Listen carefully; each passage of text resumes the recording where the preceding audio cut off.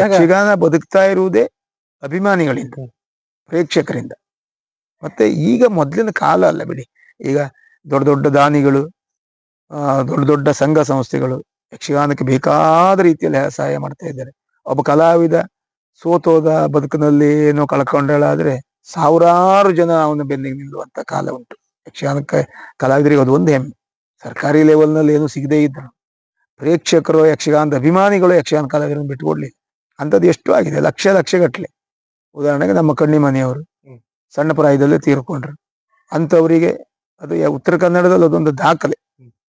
ಅಂಥವರಿಗೆ ಲಕ್ಷಗಟ್ಟಲೆ ಹಣ ಮಾಡಿ ತೀರ್ಕೊಂಡ್ಮೇಲೆ ಮನೆ ಕಟ್ಟಲಿಕ್ಕೆ ಎಲ್ಲ ಹೆಲ್ಪ್ ಮಾಡಿ, ಮಕ್ಕಳ ವಿದ್ಯಾಭ್ಯಾಸಕ್ಕೆಲ್ಲ ಬ್ಯಾಂಕ್ನಲ್ಲಿ ಹಣ ಇಟ್ಟು ಮಾಡಿಕೊಟ್ಟು. ದಕ್ಷಿಣ ಕನ್ನಡದಲ್ಲಂತೂ ಬಿಡಿ, ದಕ್ಷಿಣ ಕನ್ನಡದಲ್ಲಿ ಯಕ್ಷಗಾನ ಬದುಕಿದ್ದೇ ಅವರಿಂದ. ಅವರು ಉತ್ತರ ಕನ್ನಡದ ಕಲಾವಿದರು ಅಂತಲೂ ಭೇದ ಇಲ್ಲ ಅವ್ರಿಗೆ. ಎಲ್ಲರಿಗೂ ಸಮಾನವಾಗಿ ಎಷ್ಟೋ ಲಕ್ಷಗಟ್ಟಲೆ ಎಲ್ಲ ಕೊಟ್ಟು ಅಂತ.